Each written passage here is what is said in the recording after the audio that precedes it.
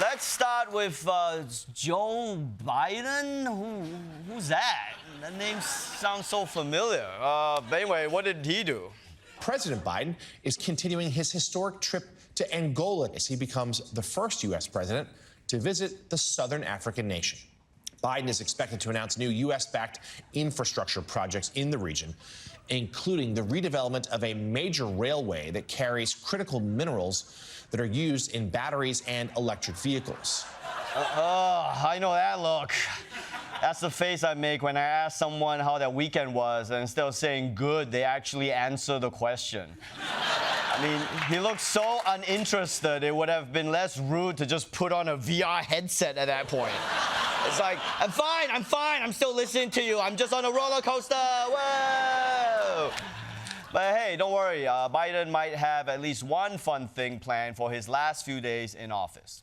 Tonight, Politico reports that the Biden administration is currently debating preemptive pardons for prominent figures who have spoken out against Trump. Those who could face exposure include Senator-elect Adam Schiff, former GOP Representative Liz Cheney, and Anthony Fauci.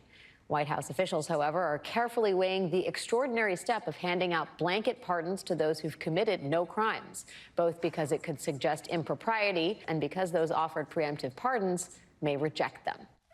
Man, pardons are getting so confusing. I mean, it used to be that you had to commit a crime to be pardoned, but now Biden has to do this weird, like, Minority Report pre-pardon thing, where it's like, hey, we know you didn't do anything, but Trump thinks you did something, so I'm going to pardon you for anything you did, even though you didn't do it. It's what our founders would have wanted. Also, who in their right mind would reject a presidential pardon? I mean, do you want to go to jail? That's where Diddy is. Okay, look, if you're gonna reject a pardon, just give it to me, okay? I'll take it. Hand it over. I'll probably need it if Donald Trump comes after me for political satire, or speaking truth to power, or opening a credit card in my roommate's name, all right? Any of those things. Anyway, let's move on, because the story that everyone is talking about isn't in Washington, D.C. It's right here in New York City! Whoa! Where manhunt continues for a man accused of carrying out a targeted hit on a health insurance CEO. And investigators have been finding clues in some surprising places. Urgent manhunt.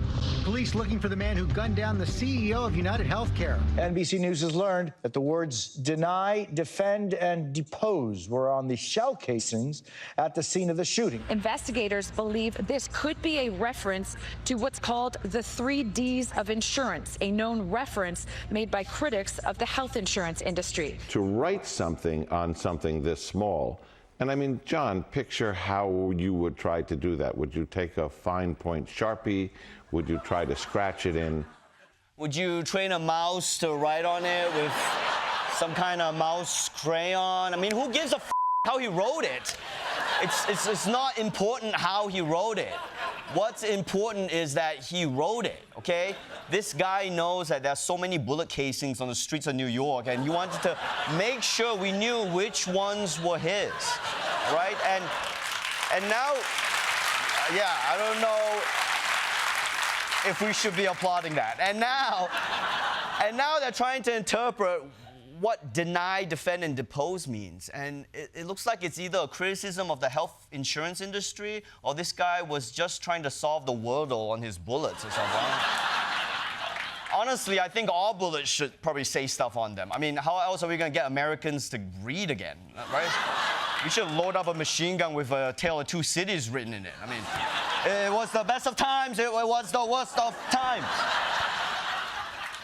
But now, the cops just need to narrow down their list of suspects to anyone in America who hates their healthcare plan and has access to guns. It should be solved in no time.